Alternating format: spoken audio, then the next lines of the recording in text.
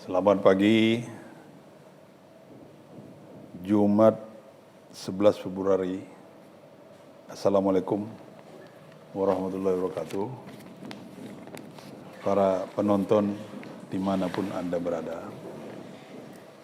Saya Hairudin Pasaribu, teman-teman saya panggil Bang CP. Salah seorang editor di koran tertua Indonesia ini, Mimbar Umum. Sudah 76 tahun lebih pada tanggal 6 November yang lalu.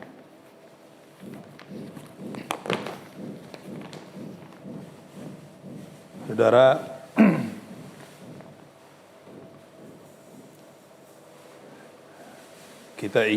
saya ingin membahas satu soal yang menjadi keprihatinan Sumatera Utara.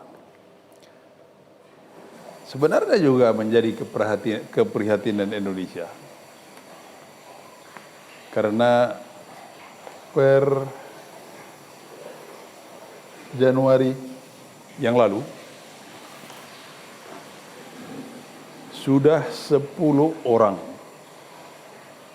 KDH, kepala daerah di Sumatera Utara, 2 orang diantaranya gubernur,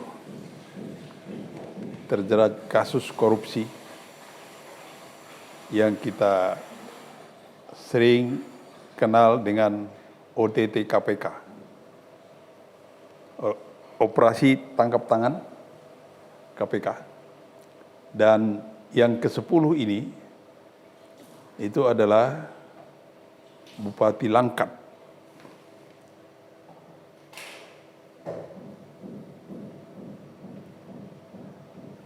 Bapak Terbit Rencana Perangin-Angin. Umurnya masih 49 tahun dan sekarang lagi diproses di Jakarta. Ini teman sebangsa, setanah air yang mencintai Republik ini, bukan hanya Sumatera Utara, di tempat lain juga ada. Saya urutkan dulu yang 9 yang lain, yaitu dimulai dari Wali Kota Medan, kemudian Wakil Wali Kota Medan, kemudian Gubernur Sumatera Utara, tapi kasusnya waktu beliau ini bukan menjadi gubernur, masih menjabat Bupati Langkat.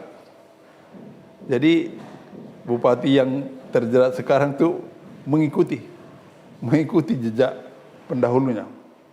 Kemudian gubernur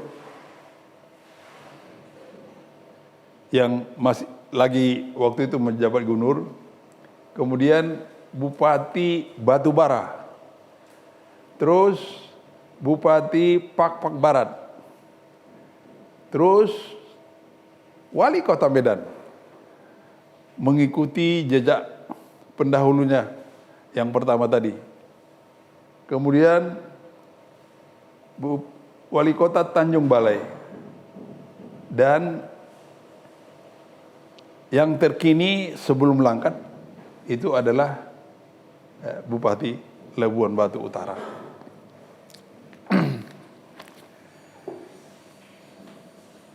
Mengapa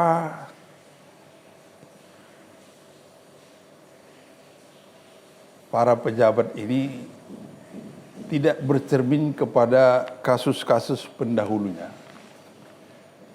Inilah yang menjadi topik bahasan kita. Saya ingin mengatakan bahwa kawan-kawan kita inilah, istilah Kota Medan, kawan-kawan kita ini terjerat, itu pasti disebabkan oleh 2 hal. Kejahatan kan selalu terjadi karena persoalannya 2 hal. Yang pertama ada niat, yang kedua ada kesempatan. Niat tentulah itu ditentukan oleh kapasitas pribadi seseorang. Kalau orang memiliki keyakinan kepada Tuhan, apapun agamanya, dia menyerap suatu keyakinan bahwa apa yang diperbuatnya akan dia terima balasannya pada hari yang akhir kelak, dan dia melatih diri sejak kecil melalui pendidikan, melalui lingkungan untuk taat asas agar selalu berbuat baik. Maka meski ada niat tetapi ada pengendalian diri, maka sebesar apapun kesempatan itu tidak akan terjadi. Itu yang pertama. Yang kedua, kesempatan. Kalau tidak ada niat, pasti tidak terjadi. Kalau ada niat tetapi kesempatannya ditutup, itu akan tereliminasi. Kalaupun tidak terjadi sama sekali, tetapi itu akan tereduksi. Sekarang mari kita bahas mengenai niat. Niat itu sangat dipengaruhi oleh, kalau menurut agama yang saya anut, itu adalah iman. Kepercayaan teman-teman yang lain mungkin ada juga istilah-istilahnya, tetapi adalah pengendalian diri. Mengetahui mana yang baik, mana yang buruk, dan mengerjakan yang baik itu sebanyak-banyaknya, dan menghindari keburukan itu sejauh-jauhnya. Sekarang bagaimana kita menciptakan niat yang baik itu dan niat yang jahat itu tereliminasi? Itu tergantung kepada banyak hal. Salah satunya adalah pendidikan. Yang kedua adalah lingkungan sejak kecil. Yang ketiga adalah religiusitas kita. Selalu ingat kepada Pencipta. Kita hanya sebentar di sini. Kalau kita berbuat baik, itulah yang akan kita terima kelak. Kalau kita berbuat tidak baik, itu juga yang kita buat kelak. Itu yang mengendalikan diri kita. Yang kedua, kesempatan. Saya ingin mengatakan bahwa para bapak, para teman, para kolega kita yang terjerat ini, istilah saya, ini sebenarnya hanyalah menjadi korban dari suatu situasi. Kenapa mereka menjadi korban? Karena situasi perpolitikan kita, situasi demokrasi kita, itu memberi kesempatan kepada siapapun untuk menjadi pimpinan. Pimpinan itu sekarang melalui, kalau di pemerintahan, dia harus melalui partai-partai. Tetapi adakah partai ini telah membuat satu mekanisme untuk rekrutmen yang bisa menjamin bahwa kadernya yang akan dijagokan nanti untuk menjadi pimpinan pemerintahan atau pimpinan masyarakat itu tidak tergoda dengan bujukan dan rayuan, sehingga tidak tergoda untuk melakukan apapun penyalahgunaan dari kekuasaan. Itu one man, one vote. Saya tidak ingin menyalahkannya, tetapi rekrutmen dari pemimpin melalui mekanisme partai-partai, inilah sebenarnya yang perlu dipikirkan oleh para pemikir tata negara, para pemikir hukum, para pemikir sosiologi, agar bagaimana bisa menghadirkan kader partai yang akan diabdikan kepada negara dan juga sekalian bangsa, sehingga bertanggung jawab terhadap keselamatan rakyat yang dia pimpin,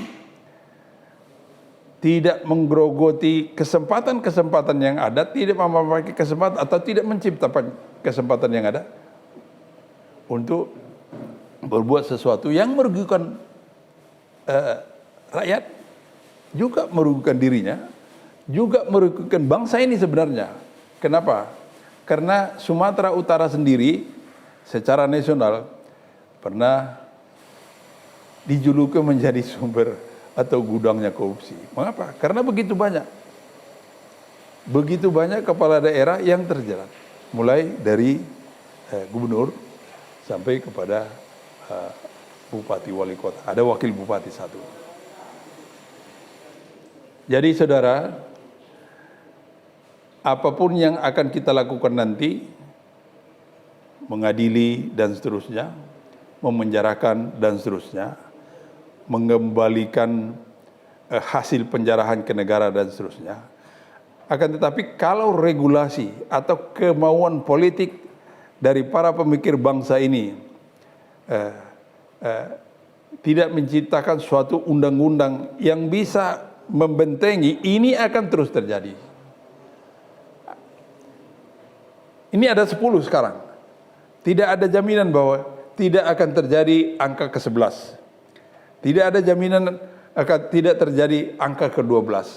Bukan hanya di Sumatera Utara, mungkin juga di tempat lain. Katakanlah di Aceh sendiri juga, suatu provinsi yang kita anggap sebagai basis agamanya kuat, juga terjadi. Jadi oleh karena itu, menjadi pemikiran bagi kita bahwa para pemikir yang cerdas Republik ini memikirkan bagaimana caranya untuk mengendalikan dari hulu. Jangan hanya kita berpikir menyelesaikan persoalannya hilir ya. Hulu itu penting. Hulu itu yang penting. Hulunya di mana? Menciptakan suatu regulasi yang bisa yang mungkin bisa efektif mencegah niat dan kesempatan ini bisa disampaikan. Saudara, Mimbar Umum salah satu media yang tertua di Indonesia akan berada secara independen meliput hal-hal semacam ini, dan insya Allah setelah 76 tahun ini akan bisa bertahan terus-menerus. Nah, demikian saudara, dan sampai ketemu di lain kesempatan. Assalamualaikum warahmatullahi wabarakatuh. Oke.